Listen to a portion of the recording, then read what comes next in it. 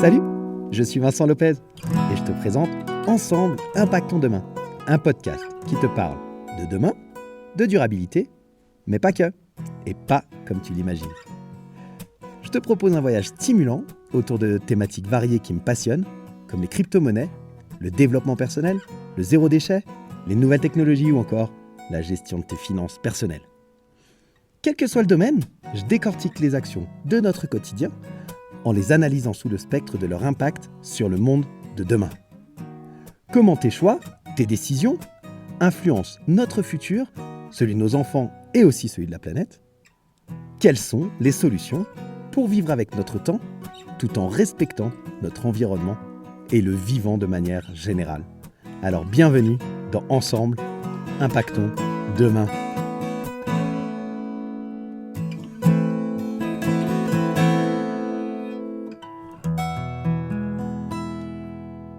Salut les curieux intelligents, comment ça va ce matin? Hyper content de te retrouver pour l'épisode 19 de Ensemble Impactons Demain. Deuxième épisode, deuxième partie de l'interview de Thomas Creton de Investir Simple, anciennement mon budget zen, qui était avec nous déjà la semaine dernière, avec qui on a parlé gestion des finances personnelles et son parcours, comment il en est venu à devenir conseiller financier. Aujourd'hui, on va parler plutôt investissement, la différence entre l'épargne et l'investissement, comment on peut investir, de quelle manière on peut le faire de manière très facile avec peu d'argent. Et en fin d'épisode, tu as même un petit tips pour économiser de l'argent sur une année en faisant très peu de choses. Voilà, donc je te souhaite une très bonne écoute avec Thomas Creton et on se retrouve en fin d'épisode. Il est acquis que la meilleure façon de gagner plus d'argent, c'est d'abord d'en dépenser moins, quoi. Oui, bah déjà, ouais. Avant de chercher une augmentation, avant de chercher un autre boulot ou des boulots complémentaires, déjà de faire des économies sur les fuites que tu as dans ton propre budget avant de pouvoir commencer à Bah, faire autre c'est chose. surtout vivre en fonction de ses moyens, en fait. Parce que ça, c'est le piège le plus courant. Enfin, moi, j'étais assez halluciné en coaching budgétaire de voir les revenus en fait, de mes clients, du client moyen. J'ai eu certes des gens qui avaient des salaires faibles, hein. J'ai eu des gens avec des salaires moyens, mais j'ai aussi un bon tiers, peut-être, qui gagnait entre 5 et 10 000 balles par mois. Alors, je ne sais pas de quelle tranche de revenus est ton audience, mais enfin, pour moi, ça fait partie des hauts revenus, tu vois, entre 5 et 10 000 Non, balles. alors ils sont dans l'audience que j'ai, on est plutôt entre 3 et entre 2 et 5 000, on va dire. Et 5 000, c'est vraiment très très rare, quoi. Ouais. Là tu es dans des hauts budgets, quoi, je pense. Bah, j'ai eu beaucoup de clients qui gagnaient entre 5 et 10 000 balles par mois, mais en fait qui en dépensaient tout autant, voire plus en fait. Ouais, bien Et, sûr. euh, et encore une fois, c'est pas une question de revenus. T'as beau gagner plus, t'as beau être augmenté, mais si tu regardes pas tes finances et t'augmentes inconsciemment ton niveau de vie, en achetant la dernière bagnole, en achetant la dernière maison, enfin, en se disant c'est bon, j'ai de la marge, mais sans regarder, bah, en fait, tu te rends compte que bah, tu peux être bien plus pauvre en fait qu'une personne qui est au SMIC. Et j'ai eu des dizaines d'exemples dans ce cas-là, quoi. Donc c'est pas une question de revenus, comme tu dis, c'est déjà peut-être déjà apprendre à vivre en fonction de ses revenus et peut-être apprendre à dépenser moins avant de penser à gagner plus. Parce que si tu es dans cette démarche-là, si tu gagnes 10 000 balles et que tu en dépenses 10 000, si tu en gagnes 15 000, tu en dépenseras 15 000 en fait. Exact, c'est les automatismes que tu as et ta gestion de budget qui Ah, c'est font ça, que. c'est inconscient. Ouais. Ouais, complètement. Complètement. Ça me vient maintenant, je sais pas, mais je me faisais la réflexion, moi, ayant vécu à la frontière suisse pendant quasiment toute ma vie, j'ai découvert le fonctionnement suisse.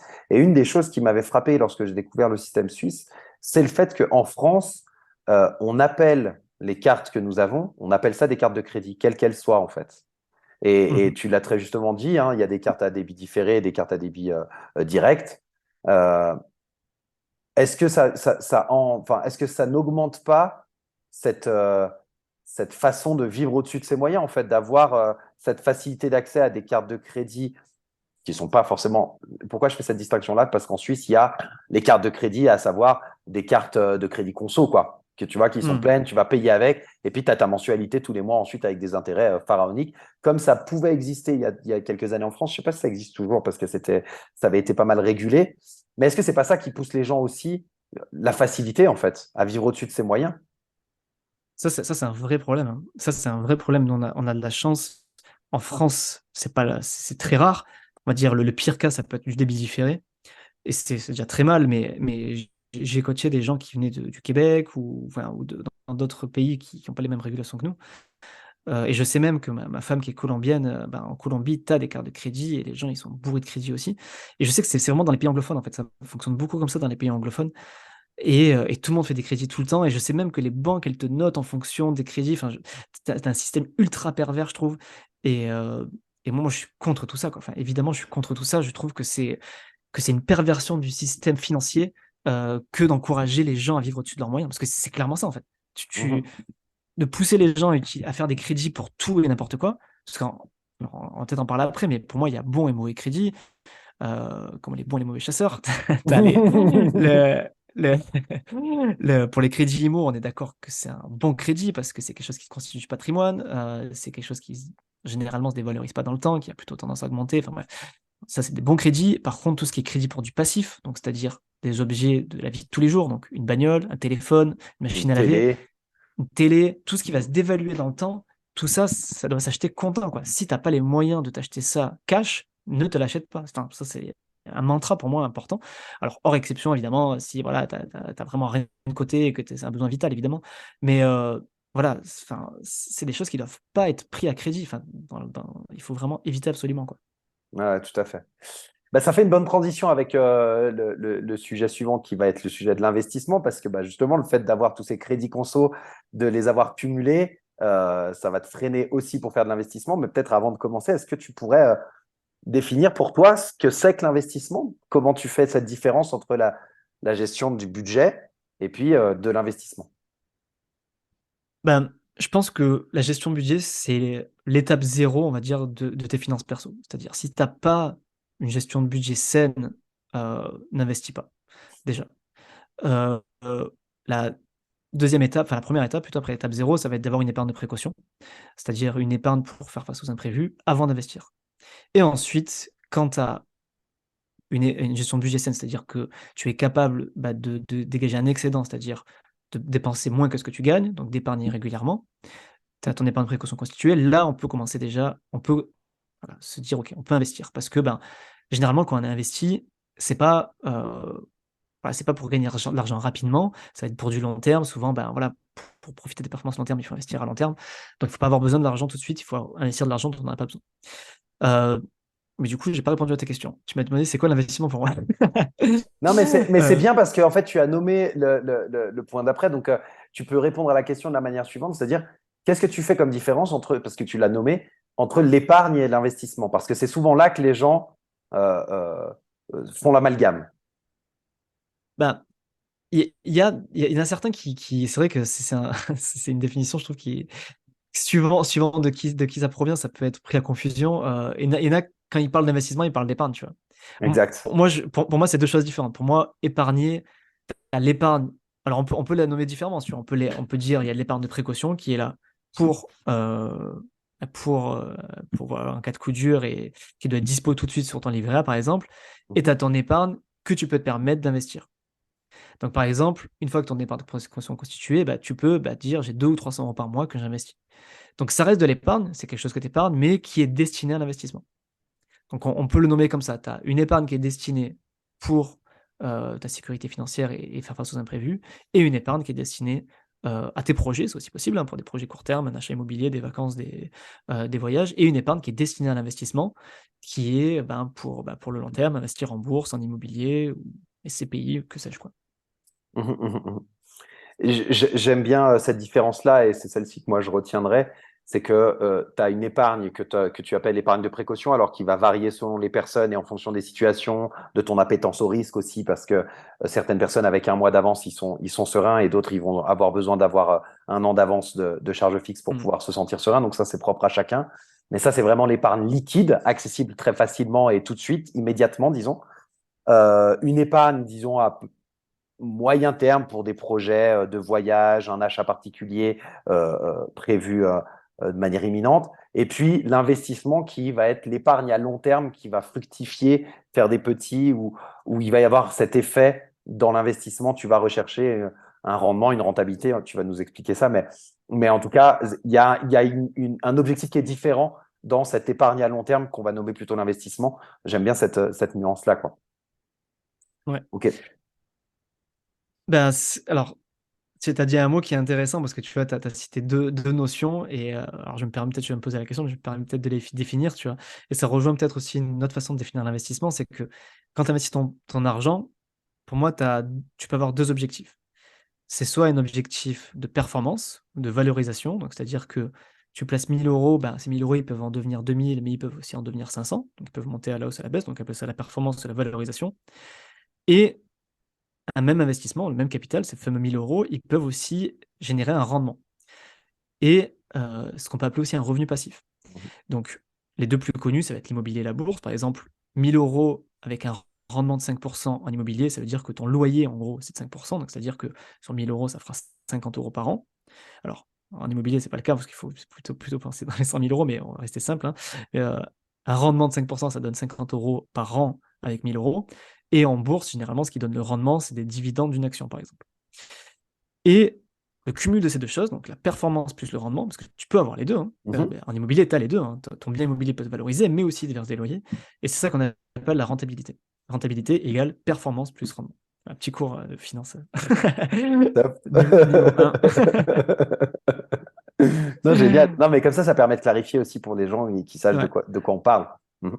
Ah ça, parce que beaucoup de gens font l'amalgame en fait entre, ouais, ma rentabilité elle est de 5 sur cette action. Non, non, ça c'est un rendement. La rentabilité, c'est vraiment le cumul de, bah, la valorisation, donc la performance, plus le rendement potentiel parce que du moins sur une action en bourse, si elle ne verse pas de dividende, il y a pas de rendement en fait. Tu viseras qu'une performance par exemple. Alors que sur un bien immobilier, dans tous les cas, tu vises les 2 quoi.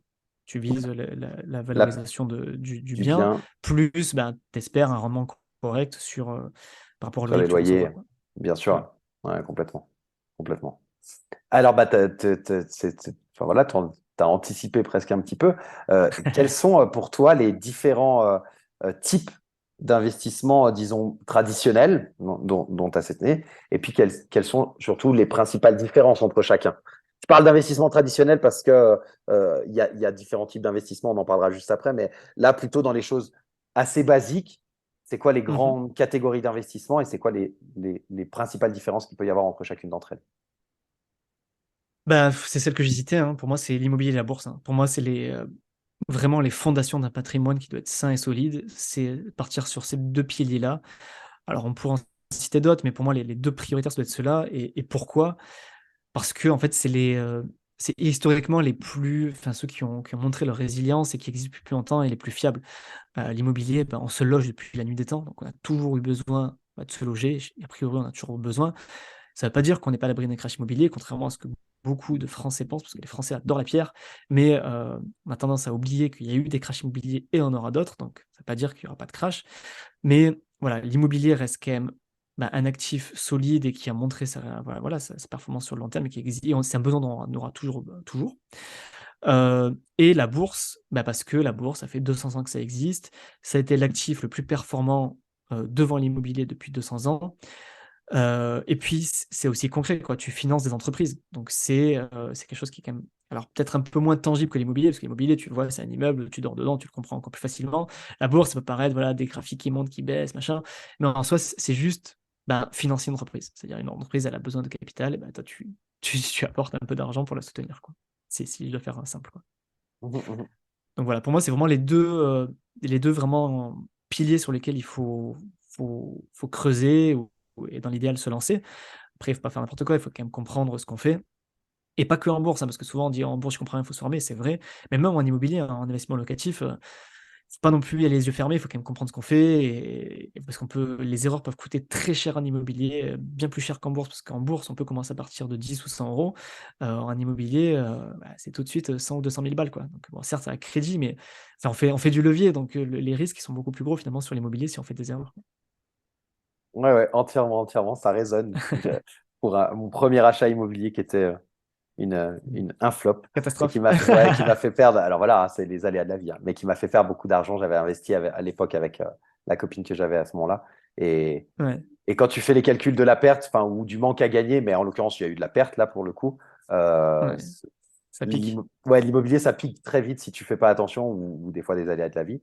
Mais effectivement, comme tu le dis, les Français sont friands de la pierre. Et Mmh. la bourse fait un peu plus peur. On a l'impression que c'est plus technique, que c'est plus compliqué pour quelqu'un qui est complètement novice. Il va plutôt avoir tendance à essayer d'aller vers de l'immobilier en se disant, je vais acheter le circuit classique, hein, je vais acheter ma résidence principale parce que c'est comme ça qu'on nous a appris à faire, etc., etc.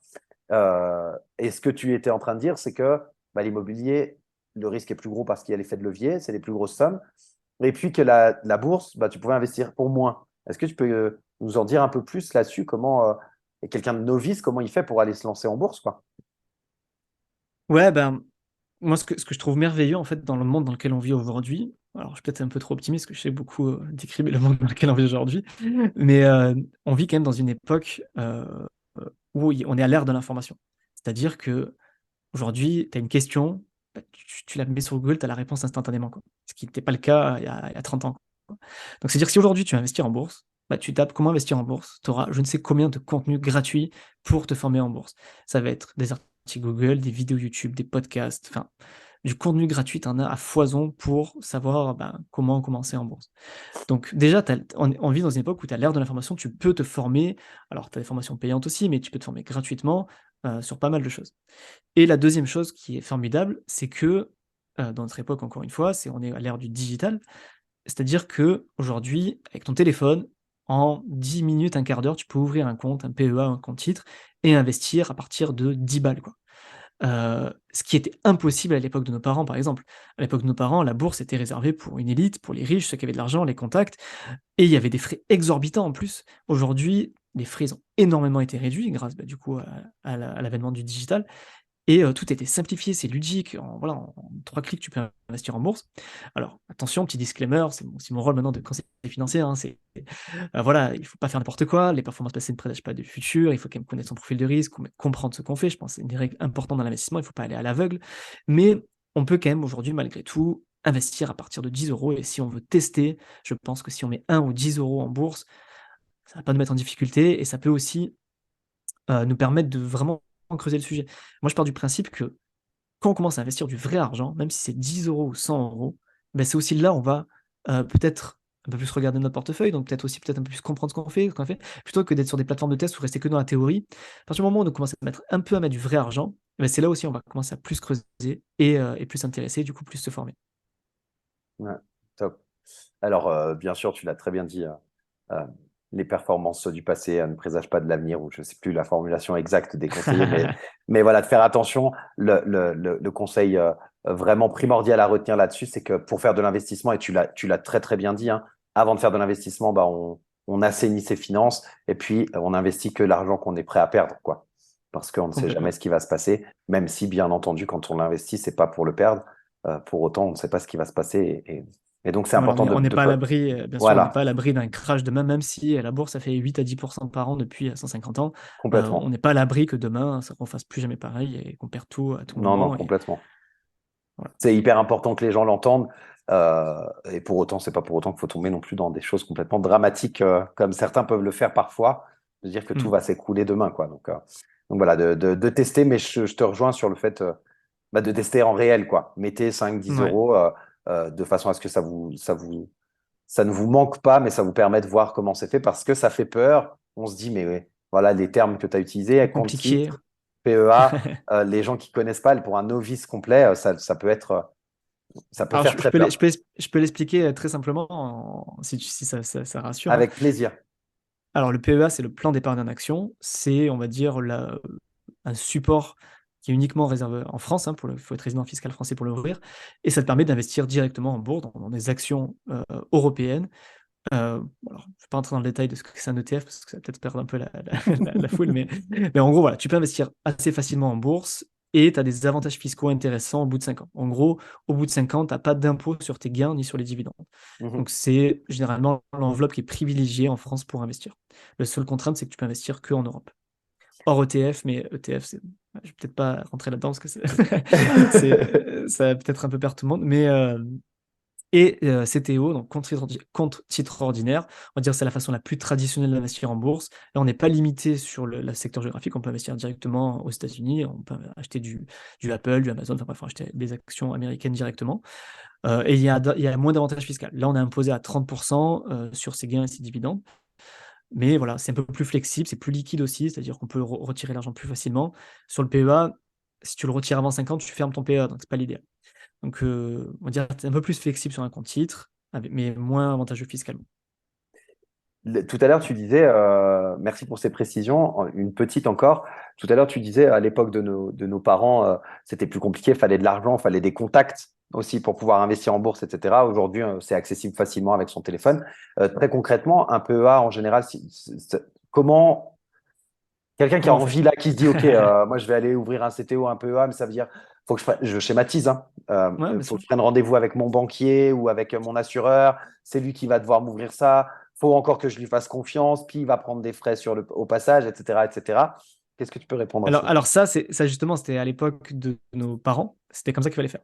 Donc c'est pour ça, Exact. ouais, je corrige un petit truc que tu as dit et c'est moi qui l'ai mal dit. J'avais dit qu'il fallait avoir des contacts. Alors pas vraiment, il faut pas avoir à l'époque, il fallait pas avoir des contacts. Il fallait surtout, dans tous les cas, passer soit par son banquier ou par son conseiller. En fait, on n'avait Bien pas le sûr, choix. ouais, tout à fait. Maintenant, aujourd'hui, tu peux le faire par toi-même. Alors, tu peux te faire accompagner par quelqu'un comme moi. Mais oui, Alors moi, je suis indépendant, donc c'est pas moi qui t'ouvrirai, mais je peux accompagner pour définir une stratégie en tout cas et accompagner la personne. Mais tu peux le faire tout seul. Un PEA, un compte titre, ça se fait tout seul. Alors, de manière générale, moi, je recommande pas. Alors, j'espère que je vais pas trop me faire taper sur les doigts si tu as des auditeurs qui sont banquiers ou assureurs, mais je, non, je recommande pas forcément tout ce qui est banquier traditionnel ou assurance traditionnelle parce que généralement, c'est très gourmand en frais. Et sur le long terme, la performance, elle est vraiment impactée. Je recommande plutôt de s'orienter vers des courtiers en ligne. Alors, j'ai pas forcément le droit de citer de nom, mais voilà, regardez les courtiers en ligne, que ce soit en assurance vie, en PEA ou en compte titre. Il y en a plein qui existent, qui prennent vraiment peu de frais, que c'est très ludique et très bien fait, et très fiable aussi, hein. Bien évidemment. Alors, ce qui est assurance vie PEA, il n'y aura aucun souci sur la régulation, parce que c'est que français. Et juste sur les comptes titres, il faut être un peu vigilant. Il y a des très bons comptes titres étrangers qui existent, mais il faut bien vérifier quand même que c'est bien régulé, que les actions vous appartiennent bien. Enfin, il faut quand même, voilà, il faut être vigilant sur le choix du compte titre quand il est étranger, parce que les meilleurs sont étrangers, mais il y en a certains qui sont un peu tendancieux, donc il faut quand même faire attention. Mais tu peux très facilement l'ouvrir avec ton téléphone et en faisant une simple recherche internet, ou alors après en écoutant, encore une fois, en écoutant des podcasts, regarder des articles de blog. Voilà, sur mon site, il y a plein de choses, ils peuvent aller regarder complètement, ouais, si tout à si fait. ça les intéresse. Non, non, non, complètement. Et voilà, c'était simplement, c'était important de préciser que bah, c'est simple, en fait, les personnes, elles peuvent le faire par elles-mêmes. Il n'y a plus besoin de Bien sûr. passer par des intermédiaires. Et aujourd'hui, même quand tu passes par des intermédiaires, il y a énormément de plateformes en ligne qui existent et pour lesquelles les frais, comme tu l'as dit, sont transparents. Tu sais exactement ce que tu vas payer, etc. Et ça impacte moins ta Bah, performance surtout, sur le tu long terme. as au moins 2 ou 3 couches de frais de moins, quoi. C'est sur ça qui est dingue, en Exact. fait. Tu vois, si je peux donner un exemple rapide, tu vois, pour que les gens se rendent compte, sur une banque traditionnelle, alors on va prendre le cas de l'assurance vie qui est généralement le support le plus connu. Si tu vas sur une banque traditionnelle, tu auras des frais sur versement, des frais de gestion, des frais d'arbitrage et des frais de sortie. Donc quand tu cumules tout ça, à la fin, tu dois avoir 3 ou 4 de frais par an, tu vois? Donc déjà, si tu veux être à l'équilibre, pas perdre de l'argent, il faut que ton portefeuille fasse une perte de 3 à 4 et ça, tu peux pas l'avoir sans risque. Donc voilà. Et si tu pars sur un courtier en ligne, ben, tu auras plus que les frais de gestion. Les frais de gestion sont obligatoires sur une assurance vie, mais tu vas les avoir au minimum. Les meilleurs, ils sont autour de 0,5-0,6, mais tu vas enlever frais sur versement, tu vas enlever frais d'arbitrage et frais de sortie. Donc déjà, juste le choix en fait de ton courtier sur l'assurance vie, mais comme sur un PEA, un compte titre, a un énorme impact en fait sur ta performance. Mhm, mhm, mhm. C'est c'est drôle parce que enfin, moi, ça a été, quand je me suis intéressé aux finances personnelles, je me suis beaucoup intéressé d'abord aux petites économies, entre guillemets, à aller voir Mhm. justement la concurrence. Et le post-banque a fait partie des premiers que j'ai fait sauter parce que j'économisais par an plus de 200 euros juste en passant chez des courtiers en ligne. Et ce qui était fou, c'est que, enfin, en passant chez des banques en ligne, pardon. Et ce qui était fou, c'est que le premier choix qu'on a fait, on est passé d'une banque traditionnelle à sa banque en ligne. C'est-à-dire qu'on quittait même pas Ouais, ouais, c'est ça le plus la fou, quoi. société. C'est que tu te rends compte qu'en fait, c'est les mêmes instances. Et puis, tu en as certains qui ont pignon sur rue avec la banque traditionnelle encore, mais ils ont ouvert leur banque en ligne. Puis, tu vas dans leur banque en ligne, c'est les mêmes prestations pour rien, quoi. Et même mieux, hein, généralement, alors, je sais pas si on a le droit de citer des noms ou pas dans le podcast. Je sais Si pas. tu en dis plus que deux, faut qu'il y en ait au moins deux ou trois différents pour pouvoir, Ok. par rapport aux règles Donc, de la concurrence. Donc, tu peux, ouais, si ouais, t'en- je vais citer, par exemple, pour les plus connus, hein, Boursorama, Fortuneo et Lobank, Ouais, qui appartiennent tous à des grands groupes, hein. Je crois que c'est Société Générale, Crédit Agricole, et je sais plus trop qui, et Crédit Mutuel, je crois. ouais, c'est ça, Donc, ouais. c'est les mêmes choses, sauf que t'as pas de frais bancaires, t'as pas de frais de carte bleue, tu gères ton découvert toi en faisant un truc de souris, tu fais des virements, c'est instantané, tu ajoutes tes bénéficiaires instantanés alors que ça Tout doit s'installer seul. 48 heures. Quand tu as un problème, t'appelles, alors oui, tu attends 10 minutes, un quart d'heure. Certes, tu pas la même personne au téléphone, mais ton problème, il est résolu au bout d'un quart d'heure. Alors que moi, je sais que quand ce sont mes conseillers traditionnels, ben, soit elle est en congé, soit elle est en maladie, soit elle est en rendez-vous. Et je mets 3 ou 4 jours à avoir mon problème résolu. Donc je me dis, mais enfin, pourquoi? Et comme tu dis, c'est les mêmes entités en plus, tu vois. C'est les mêmes entités qui ont Complètement. leur banque en ligne. Et il y a tout qui est mieux et moins cher. Donc c'est vrai que je comprends pas, en fait. Je pense qu'il y a, c'est une transition, hein. J'imagine que sur le long terme, nos enfants ou nos petits-enfants, bah, les banques traditionnelles, elles auront une part de marché beaucoup, beaucoup moindre par rapport à aujourd'hui. Ça a déjà pas mal baissé. Après, il y a quand même, pour l'avoir vécu, moi, dans une opération de rachat, l'avantage que tu n'as peut-être pas avec les banques en ligne pour le moment et que ça viendra, hein, peut-être, c'est justement cette connaissance de ton dossier, de ton profil particulier. Quand tu es dans une case un CDI, quelque chose d'assez simple, c'est parfait. Par contre, c'est vrai que dès que tu sors un petit peu des clous, les banques en ligne, peut-être, tu n'auras pas le même appui de ton conseiller pour l'obtention Ouais. de certains prêts immobiliers, certains partenariats. Enfin, donc après, bah, il faut vraiment voir cette relation-là avec le banquier traditionnel comme un partenariat avec du gagnant-gagnant. Il a effectivement des choses à te vendre et il faut qu'il gagne son beurre. Par contre, bah, il peut aussi t'apporter un certain nombre de choses en termes d'investissement pour le coup, euh, que tu n'aurais pas Alors, forcément avec des banques en ligne, peut-être. Alors sur ça, je suis complètement d'accord avec toi, et c'est comme ça que je le vois d'ailleurs, hein, c'est qu'à partir du moment où tu as des projets immobiliers ou même d'autres projets des besoins de financement, là pour le coup, je trouve qu'une banque traditionnelle a vraiment son intérêt parce qu'il y a, comme tu dis, le côté humain qui rentre en jeu. Tu as du gagnant-gagnant et moi là, ça me dérange pas du tout de payer, une assurance en plus, machin, parce que, ben, c'est normal, tu vois? Il faut qu'il gagne de l'argent et moi je pars du principe que si s'il me finance, il faut aussi que je paye aussi, donc il y a pas de souci. Je parlais plutôt ce qu'on disait tout à l'heure, c'était plutôt pour la personne qui n'a pas besoin de prêt immobilier et qui a Mhm. juste besoin de gérer un compte en banque et là, c'est vrai que je me dis: Pourquoi faire, quoi?» Mais dans le cadre, oui, de projets IMO ou même de projets de financement, là, je pense que les banques traditionnelles ont encore clairement plus d'intérêt que les banques en ligne parce que du moins, moi, de ma maigre expérience que j'ai essayé d'avoir avec les banques en ligne en crédit, c'était un C'est peu plus plus froid et compliqué. compliqué, ouais. Ouais, c'est plus compliqué. Mais je pense qu'il y a, bon, voilà, c'est des choses, c'est en mouvance, hein, on ne sait pas de quoi demain sera fait. Et ça fait sans doute partie des points d'amélioration sur les banques en ligne parce qu'à un moment donné, elles vont trouver comment trouver cet équilibre-là, en fait, réussir à avoir quand même Bien un sûr, ouais. conseiller peut-être plus dédié et puis des banques traditionnelles qui se réinventent, en tout cas. Mais voilà, je pense Mmh. que, en tout cas, moi, je sais que ça a fait partie des postes où j'ai fait beaucoup d'économies en passant sur des banques en ligne, mais pour autant, j'ai toujours gardé un compte avec une banque traditionnelle, avec un conseiller pour pouvoir échanger quand c'est possible ou quand c'est nécessaire, quoi, pour ce Ouais. contact humain, je dirais. Et voilà les amis, on arrive à la fin de cette deuxième partie de l'interview. J'espère que tu auras appris des choses sur l'investissement. Moi, j'ai eu beaucoup vraiment de plaisir à faire cette interview avec Thomas, donc j'espère que tu en auras tout autant à découvrir au fur et à mesure les différentes parties. Les 2 semaines à venir, épisode 20 et épisode 21, seront également sur l'interview de Thomas Creton. On continuera à parler d'investissement, de gestion des finances personnelles et de comment tu peux impacter le monde de demain par tes actions, disons, économiques. Si cet épisode t'a plu, n'hésite pas à le partager. Si tu penses qu'il peut être utile à quelqu'un, partage l'épisode au maximum. Si ça n'est pas déjà fait, pense à t'abonner pour ne rater aucune sortie. Et bien entendu, si tu as la possibilité de laisser un commentaire ou une évaluation sur Apple Podcast ou Spotify, eh bien c'est avec grand plaisir que je les lirai. Je te souhaite une très bonne fin de semaine et je te rappelle que Thomas nous a fait le privilège de créer un code promo pour la communauté, donc pour les 10 premiers inscrits avec le code EID sur le site de Thomas Creton, Investir Simple, donc investir simple tout en minuscule.com. Tu as toutes les sources dans la description de l'épisode et tu as 30% sur tous les programmes de formation offerts par Thomas. Voilà, je te souhaite en tout cas une très bonne journée, une belle semaine et je te retrouve la semaine prochaine pour l'épisode 20 de Ensemble, Impactons demain. Salut!